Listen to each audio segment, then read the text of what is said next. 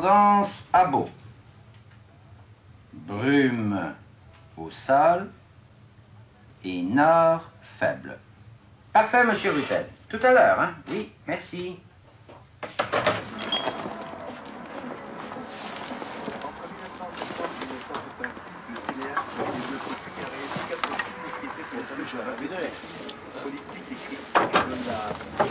Pour les colombophiles, Ostende à 8h30, nuageux, visibilité supérieure à 10 km, nord-ouest 18 km à l'heure.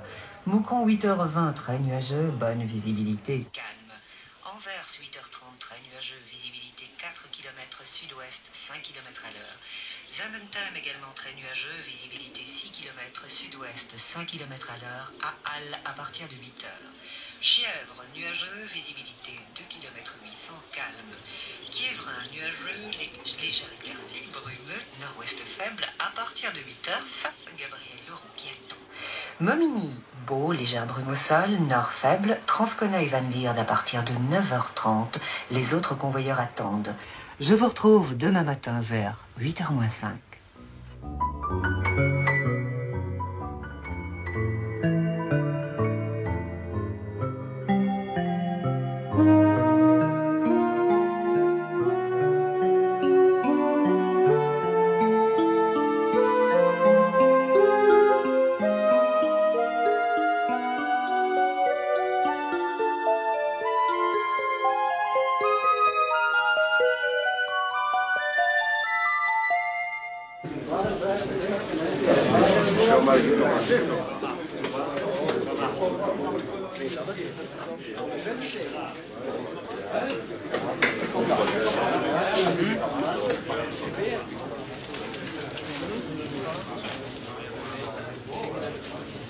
Celui-ci a-t-il les ailes bien formées, le plumage lisse, l'œil clair? On organise chez nous, bon an mal an, entre 500 et 600 ventes publiques de pigeons. On y vend des champions destinés uniquement à la reproduction et des pigeonneaux aptes à être entraînés pour les concours. Ces ventes se font aux enchères après une période d'exposition de 2 à 3 heures, au cours de laquelle les amateurs peuvent à loisir examiner les candidats. Patronnées par un journal colombophile qui publie en détail les pédigrés de chaque oiseau, elles attirent souvent les amateurs de plusieurs pays.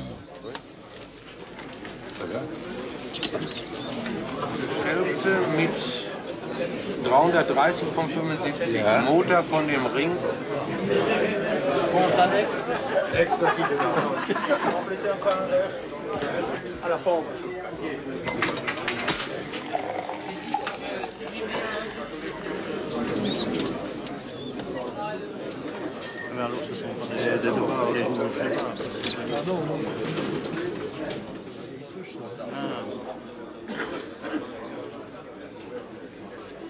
Mesdames, Messieurs, aujourd'hui nous vendons la première tournée de reproducteurs, plus quelques tardifs 88, de la mondialement célèbre colonie de Paul Tossens de Varsage, qui depuis plus de 30 ans tient la vedette dans les concours de grands fonds.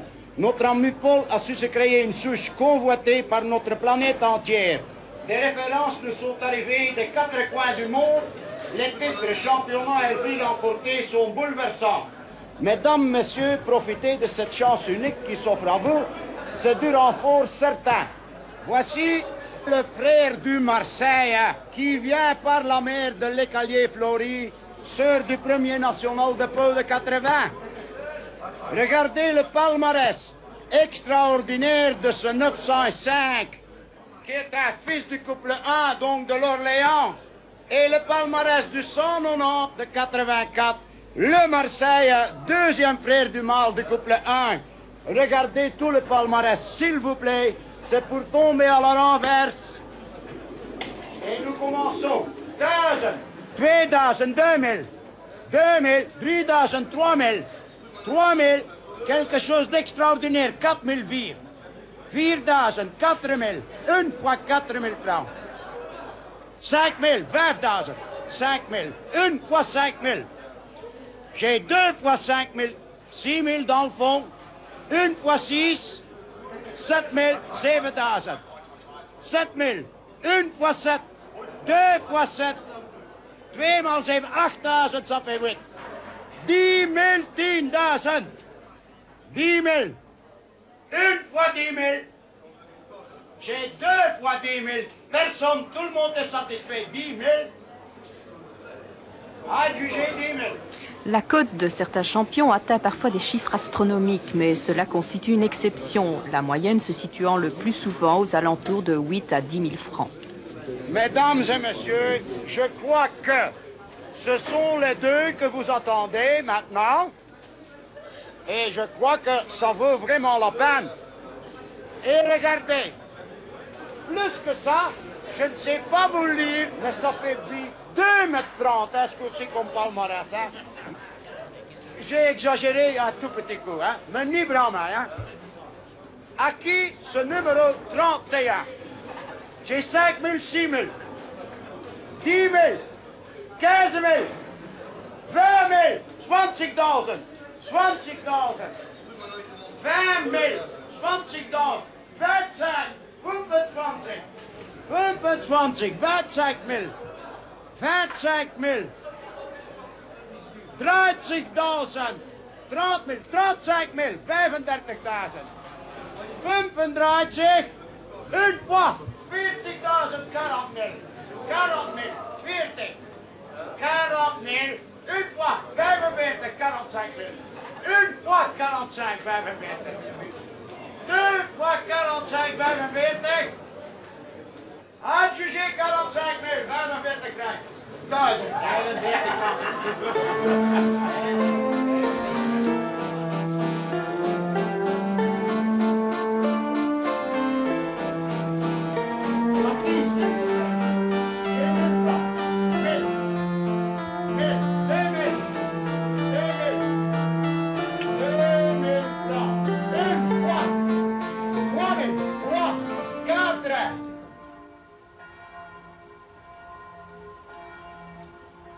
Dépenser plusieurs milliers de francs pour un oiseau, est-ce possible? Les concours rapporteraient-ils tant d'argent qu'il s'agisse d'un placement intéressant? Non. Très rares sont les colombophiles que leur passion enrichit. La plupart y consacrent leur temps et leur fortune par amour du pigeon, tout simplement. Un amour si grand qu'en cette chapelle solitaire au cœur du plateau Esbignon, un amateur anonyme est venu prier pour son pigeon malade et y a déposé en guise d'ex-voto quelques plumes de l'oiseau.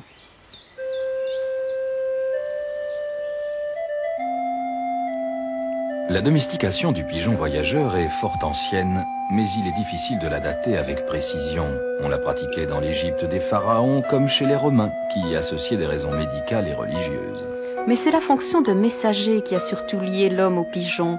Noé lors du déluge, le pharaon Ramsès III lors de son accession au trône, Jules César durant la conquête des Gaules et Godefroy de Bouillon pendant la croisade, tous se servirent de pigeons voyageurs.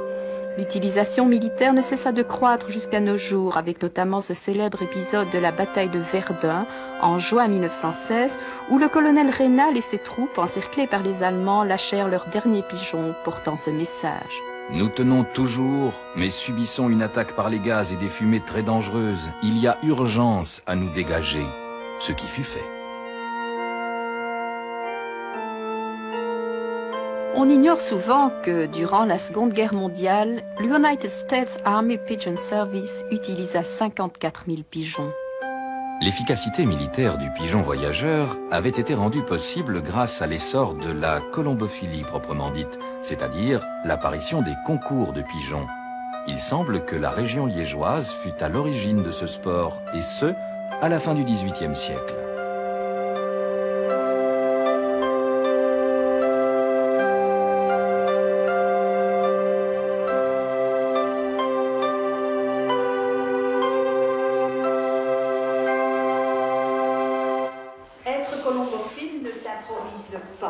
C'est un art qui s'apprend, bien entendu, petit à petit. Alors, une des premières difficultés que le colombophile amateur va rencontrer, c'est de savoir comment bien nourrir ces pigeons, justement, pour en faire de bons pigeons de concours. Est-ce que vous pouvez me dire de quoi le pigeon se nourrit? Pévril. Le pigeon se nourrit surtout de graines. De graines, c'est ça. Mais ces graines ne sont pas toutes les mêmes. Dans certaines écoles, comme l'Institut communal d'enseignement secondaire de la Louvière, on consacre quelques heures de cours à la colombophilie, particulièrement bien implantée dans la région. Aujourd'hui, quelques adolescents de l'Institut Fidel Mangal voisin sont venus suivre la leçon. Ce sont de jeunes handicapés mentaux dont la réinsertion sociale passe par la colombophilie. D'aliments qui vont lui fournir de l'énergie.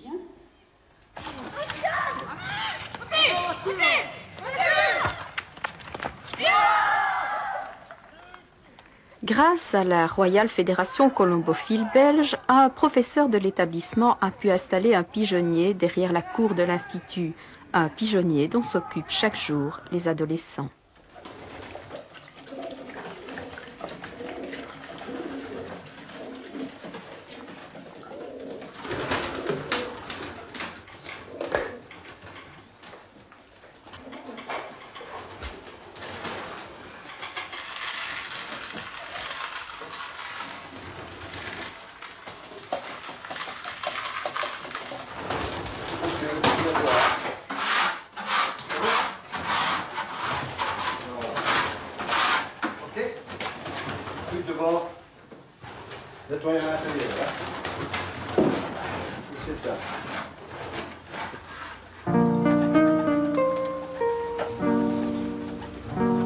Rien de comparable, bien sûr, avec le colombier modèle d'un célèbre colombophile qui élève des pigeons de grande classe. Ici aussi, pourtant, les soins sont quotidiens.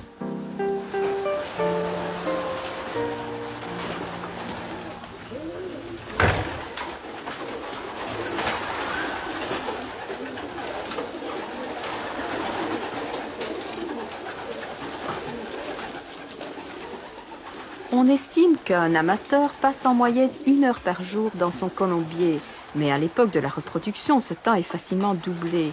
Il faut en effet noter précisément les naissances, veiller au confort des oiseaux qui couvent, chez le pigeon mâle et femelle alternativement, et surtout procéder aux accouplements. Ceux-ci ne sont jamais laissés à l'instinct des oiseaux. C'est leur propriétaire qui décide du choix des partenaires, du jour et de l'heure des noces.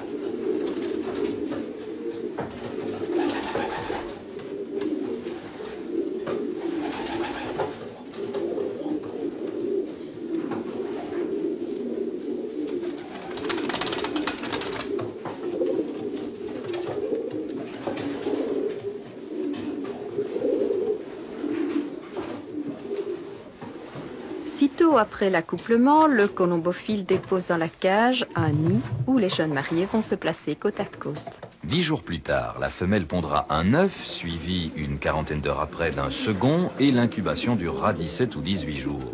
Pesant 12 à 15 grammes à la naissance, le pigeonneau, nourri par ses parents d'un liquide appelé lait de jabot, prendra rapidement du poids pour dépasser 300 grammes lors du sevrage, 23 jours après.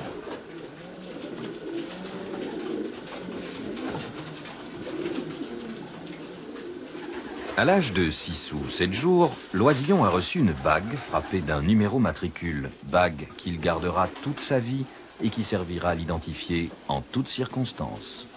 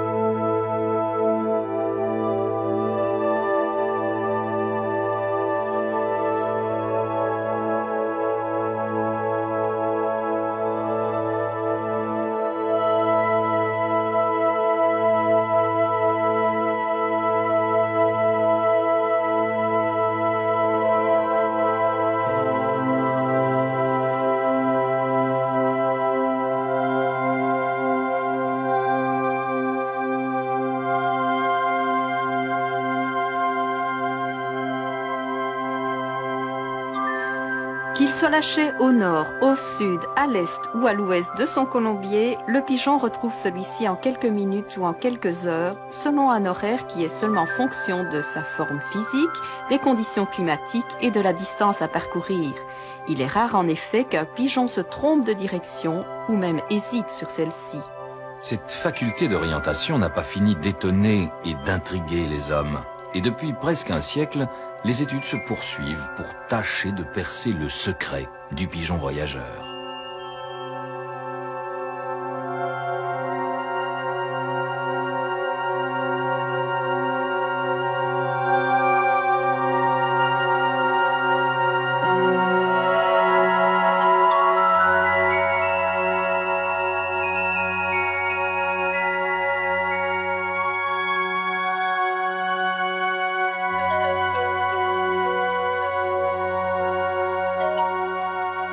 En fait, le pigeon utilise pour s'orienter, d'une part, différents moyens mis à sa disposition par la nature, d'autre part, des données acquises, fruit d'un patient apprentissage. Sa vue et son ouïe sont bien plus développées que celles de l'homme, mais il dispose aussi dans la tête d'une sorte de boussole magnétique. De plus, il possède une boussole solaire qui l'aide à se situer et à trouver sa direction en fonction de la position du soleil. Boussole qu'il doit toutefois apprendre à utiliser en réglant le cycle solaire sur une espèce d'horloge interne. Comme il doit apprendre à intégrer sur une carte topographique interne les indications sensorielles reçues. Bref, un système complexe mais efficace.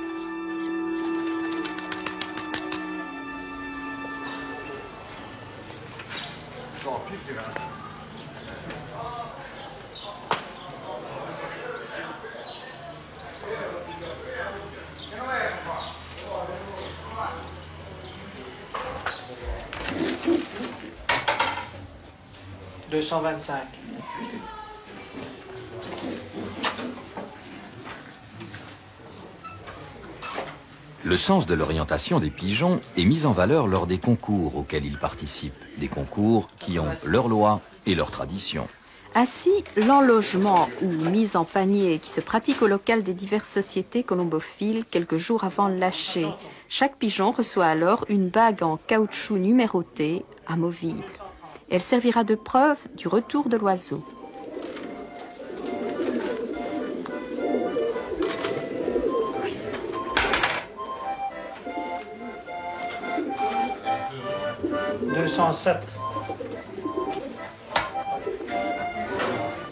Autre tradition en Belgique, les paris sur les courses. Mais attention, seuls les propriétaires ont le droit de miser sur leurs propres pigeons.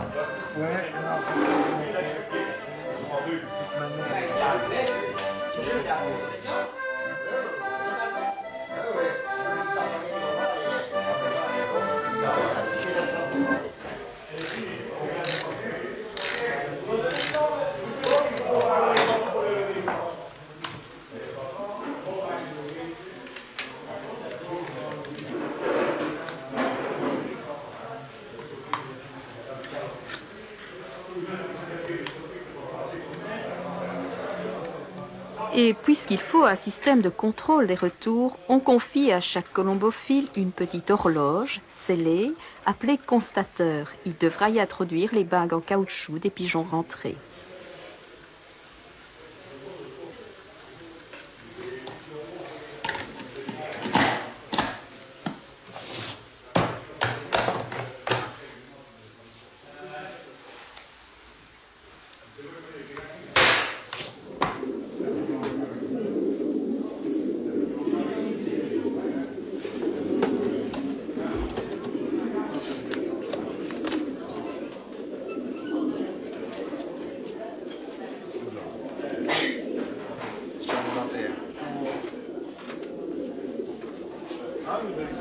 Tout cela coûte de l'argent au colombophile, car même s'il ne mise pas sur ses pigeons, il doit bien évidemment payer les frais de transport des oiseaux.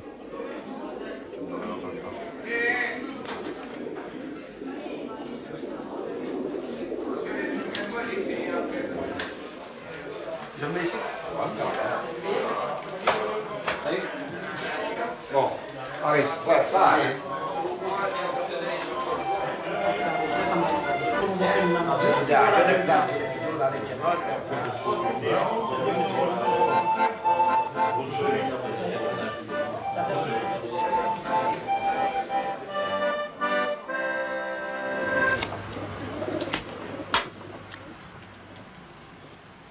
Un petit peu. Oh, hop.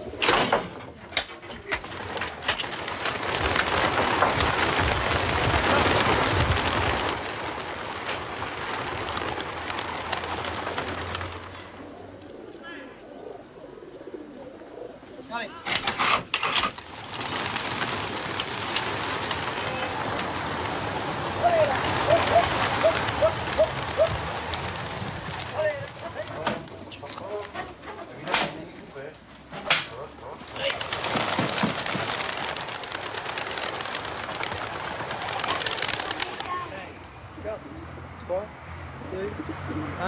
C'est parti.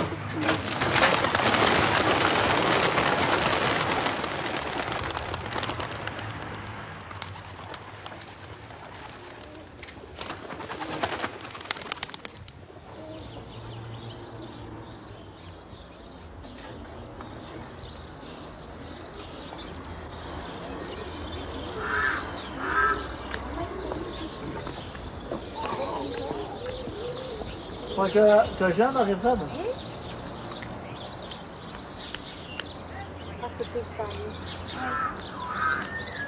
Ah oui, ça devrait comme ils vont payer, là. Ah ouais.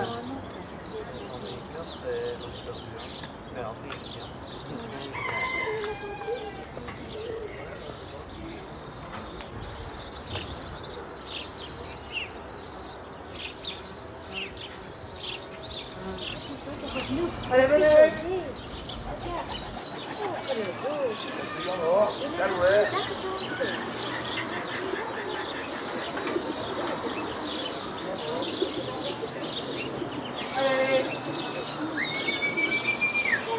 Allez, venez. Allez, venez. Allez. Allez. Allez, fais-toi. Allez, viens.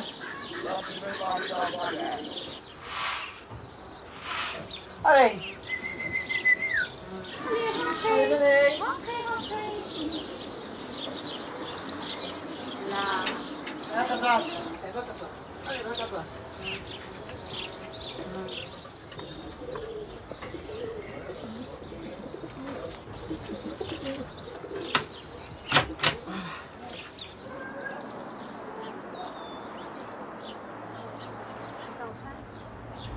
Premier Châtelet. Dans la jeune. Ça c'est bon, hein? C'est normal, là, par rapport à l'arrivée des autres. Elle se dit qu'il faut rentrer, que les autres vont arriver dans 5-10 minutes, hein?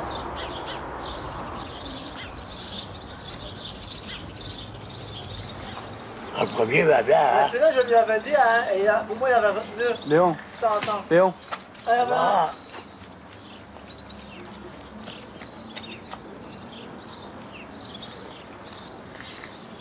Ils reviennent pas tout droit. Hein. Non, bon.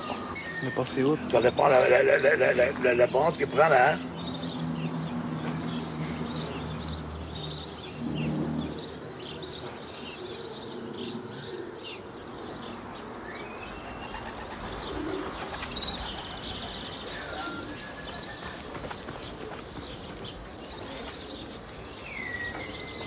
Allô, Châtelet. Dis pour les pigeons, il est encore temps? Ah, Jeanne. Pardon? Eh bien, je t'annonce à Jeanne à 14h40. Ah ben ça va, ok. Eh ben je vais arriver alors, ça va.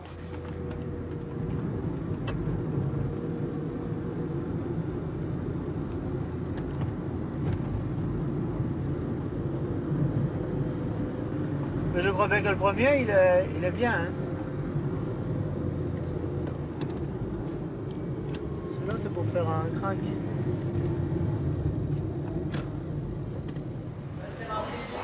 Très bien.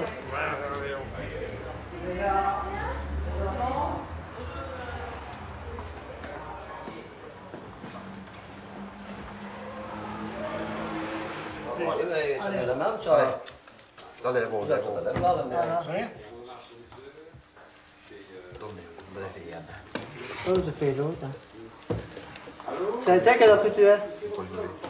Ah, t'as pas mis? Merci, bon. Tu viens de les lancer assez. 45 secondes. Ça fait là. Combien est-ce qu'il faut de lever? Trois là-bas. Et ici, Avant de dépouiller les constateurs, on vérifie s'il n'y a pas de différence entre l'heure qu'ils indiquent et celle de la montre-mère, propriété de la société.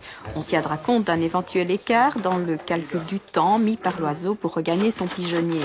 Comme on connaît par ailleurs, grâce à des relevés de coordonnées, la distance précise entre chaque lieu de lâcher et chaque colombier, on pourra alors calculer la vitesse de chaque oiseau et proclamer gagnant le plus rapide d'entre eux.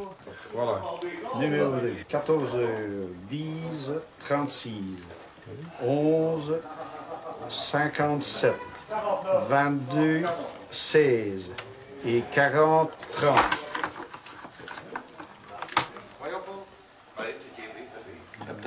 63, 72. 72. celui-là, elle a tombé. C'est bien ça. Il y en a deux. Enlevez, c'est posé. C'est la bonne, ça. C'est la bonne. C'est la bonne. Tu as un petit papier pour Je vais le faire. Alors, rentrez à 14h54. Nous avons le premier prix international qui est gagné par un tandem, je pense. C'est M. Runkel Eidkamp de Bonn, en République fédérale d'Allemagne, naturellement. Runkel Eidkamp. Sind Sie? Ja. Guten Tag. Félicitations. Le prix de M. le ministre Lutgen. À Monsieur Goblet d'Aversin. Félicitations, monsieur. Le prix de Monsieur le député Daniel Ducarme, à Monsieur Marc Rosen de Lerne. Bravo, Marc.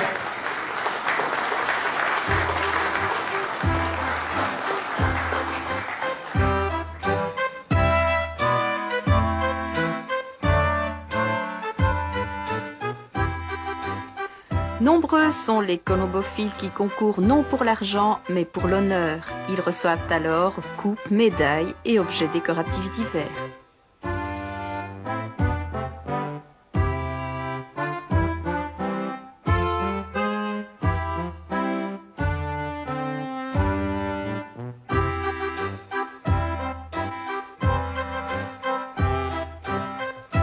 Par ailleurs, les propriétaires ont toujours souhaité garder un souvenir concret de leur champion.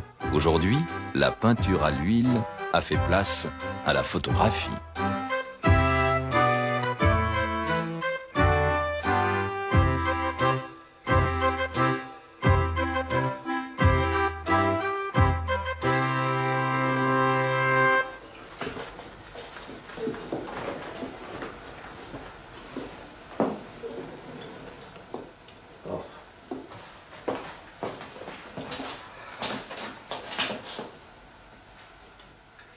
Certains colombophiles ont même construit un ingénieux dispositif facilitant la prise de vue, une cage vitrée où le pigeon est supporté par un plateau tournant.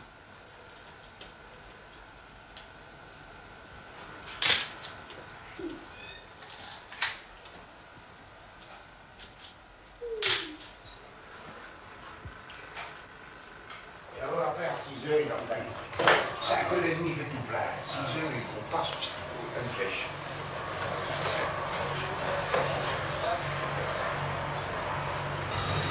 Il faut trouver quelque chose, hein. Il faut se débarrasser de la voiture, venir avec un bus ou je sais pas. Hein. Le parking sur le terrain, il y a moyen. Hein. Partout. En Bruxelles, c'est rien. Un peu à Paris. Oh, ouais. Le périphérique de Paris. On a fait une radio, c'est une belle fracture du petit biotype. C'est un pigeon de quelle heure? Oh, c'est un jeune de cette année. Un jeune de cette année. Entre 3 et 4 mois. On va lui mettre une attelle. Oui. Je vais commencer par au-dessus. Oui, oui.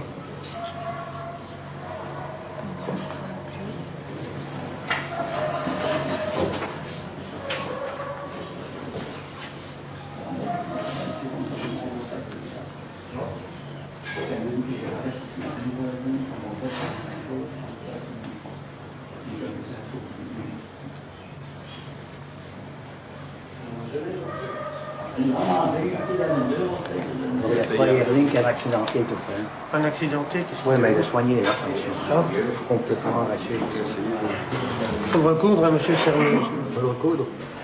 Moi, je pensais que ça allait guérir comme ça. C'était un peu grand, hein. Oui. Tu vas recoudre?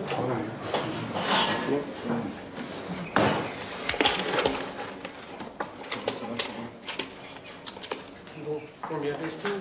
450 ans. 450. 50 mg kilo. Donc, on va lui injecter 25 mg. Ok. Tu dis 500, lui? 500. Richard, tu as de l'alcool?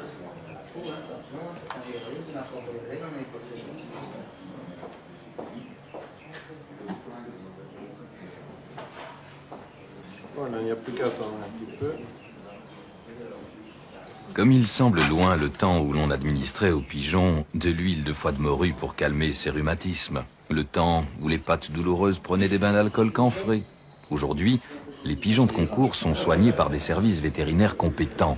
Radiographie, prélèvement, pose d'attelle, anesthésie et même opérations chirurgicales sont devenus courants. Et les consultations chaque mercredi matin à la clinique aviaire de Kuregem connaissent de plus en plus d'adeptes. Est-ce que la tension est trop forte aussi, hein?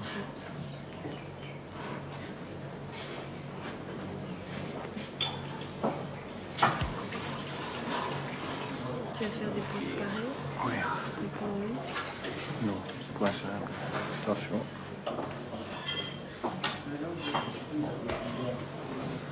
Voilà.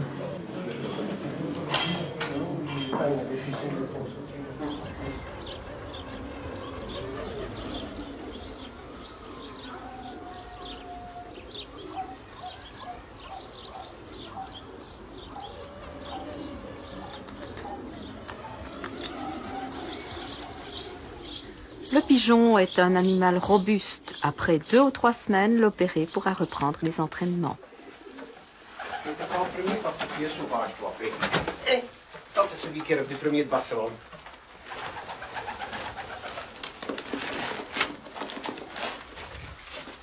Tu vois, je ne peux pas t'en avec parce que tu as déjà eu dur assez pour revenir.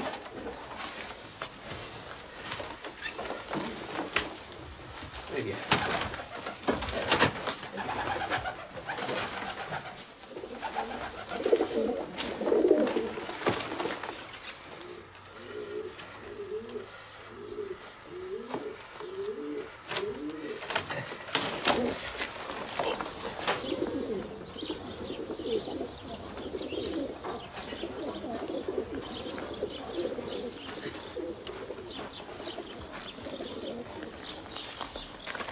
Tu lâches le panier ici, premier, Bruno.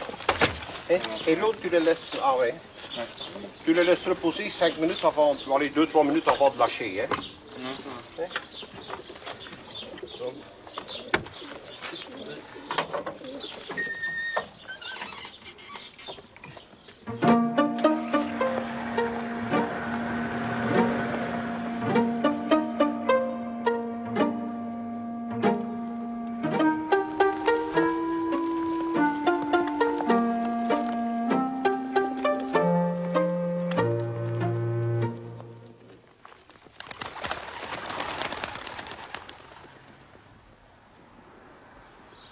Les pigeons de concours sont entraînés régulièrement, et ce, dès l'âge de 3 mois. Et toujours, l'éducation des jeunes est confiée à de vieux pigeons.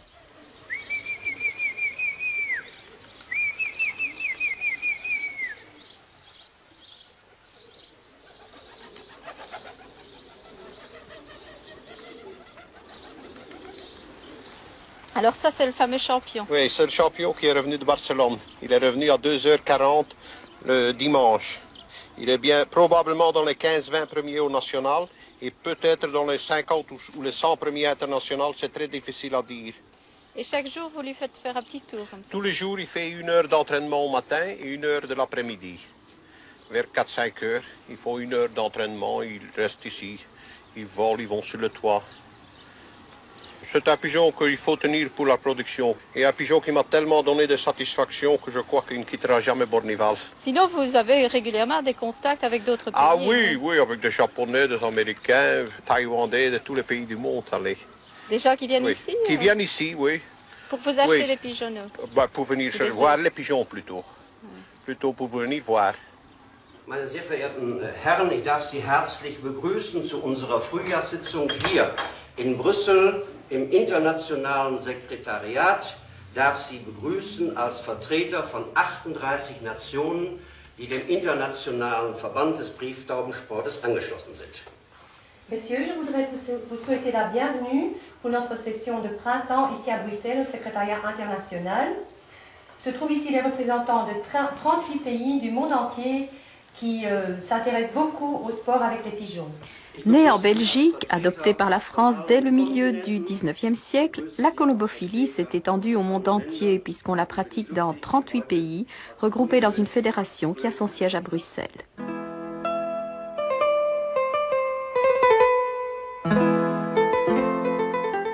Les grands concours se disputent sur plusieurs centaines de kilomètres. Chez nous, le plus prestigieux est sans conteste le Barcelone. 31-46. 31-52.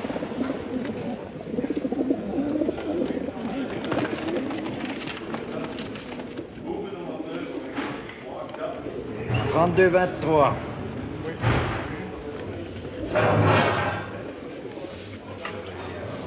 30-69. Les participants au concours de Barcelone sont regroupés à la gare de Bruxelles-Forêt où ils sont contremarqués, c'est-à-dire qu'ils reçoivent un code secret sous forme de cachet sur l'aile. 31-75.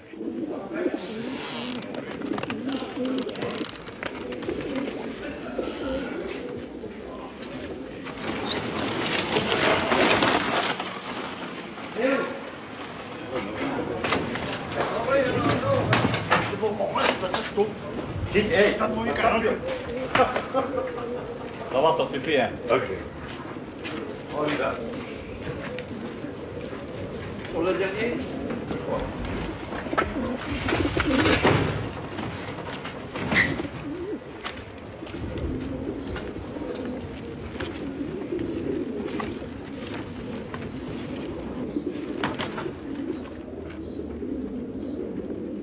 Venus de France, d'Allemagne, des Pays-Bas, d'Angleterre, du Grand-Duché du Luxembourg et bien sûr de toute la Belgique, les 25 502 concurrents de 1989 seront répartis en 13 wagons dans un convoi spécial.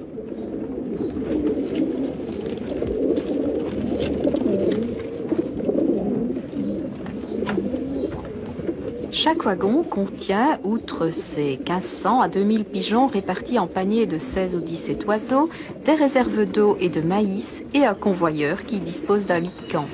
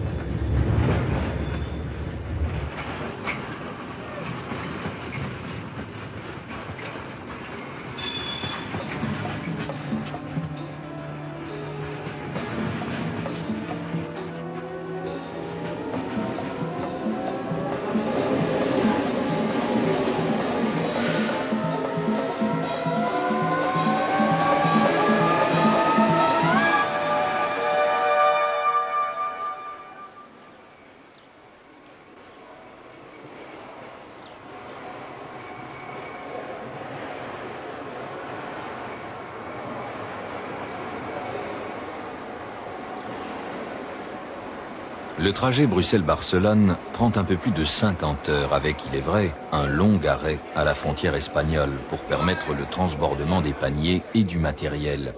Les chemins de fer de la péninsule ibérique se distinguent en effet des nôtres par l'écartement de leurs voies. Il faut donc tout transférer dans un train espagnol.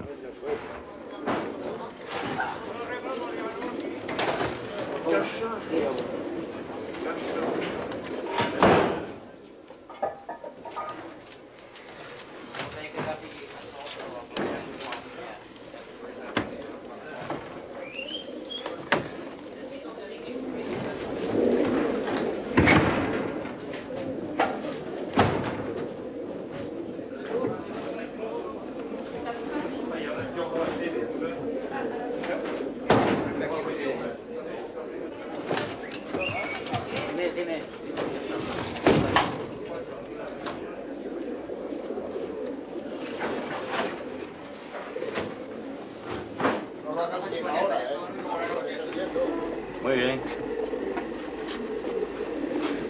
Gracias y hasta otro año que vengáis por aquí. Al año que viene, ¿eh? Año que viene. Año que viene. Julio, No miraba la cámara, no. Bueno, Miguete. al año que viene, ¿eh? Hasta otro año. Muy buen amigo, al año próximo. Gracias a todos, Ay, gracias. Al año que viene. Y no recordo a Julio Tero. És bon maca, Ens la volen prendre a Madrid, però no li deixarem. Mane? Ens la volen prendre cap a Madrid, però no la deixarem. No, se pas marxar. No, però aquests a Madrid ho volen tot, aquells, El podíeu haver portat cap aquí, a la Júlia.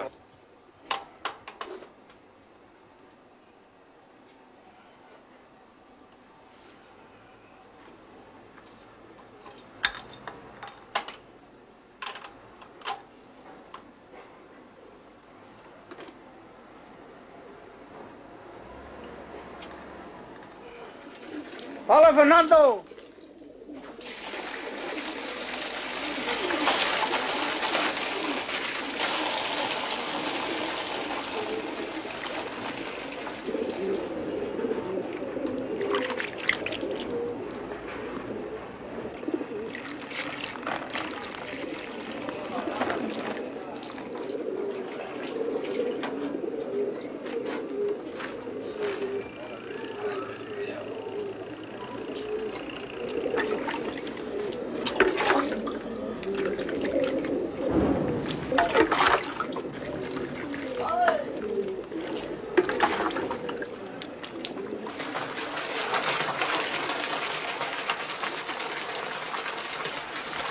Le ravitaillement en eau est assuré tout au long du trajet par les pompiers locaux ou par les ouvriers des firmes de distribution d'eau.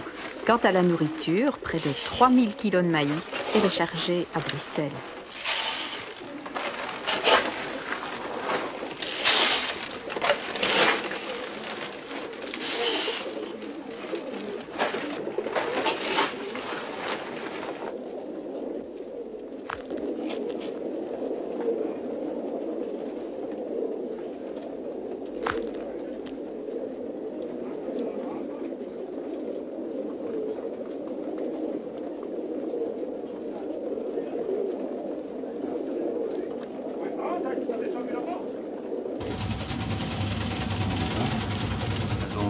Une perturbation qui aborde maintenant les côtes hollandaises belges, qui a franchi l'Angleterre et qui donc se dirige lentement vers le sud-est, et perturbation qui va influencer le temps sur la Belgique aujourd'hui, puisque la perturbation sera présente demain sur la France.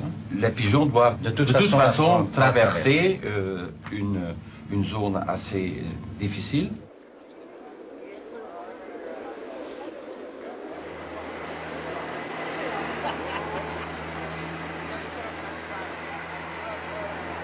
Je viens d'avoir M. de Bakker au téléphone et les informations sont vraiment mauvaises. On ne peut absolument pas lâcher parce qu'il y a trop de risques. Les orages sont vraiment très forts et très importants. Sur la France alors? Sur la France. Et ils ont aussi bien M. Jannekens que M. Mbach pour l'Allemagne, tous ont peur que ça remonte sur le nord de la France et soit vraiment dangereux pour les pigeons. Et on risque de lâcher demain ou bien vous ne savez pas? Les informations que j'ai de M. de Bach, c'est on ressonne à 9h30 ce soir et on verra bien. Il est maintenant 7h30, ça veut dire que ce que vous avez déjà débarqué, vous allez le remettre dans les... On doit tout recommencer, tout recharger, vider les abreuvoirs, recharger les paniers, remettre des abreuvoirs, remettre de l'eau.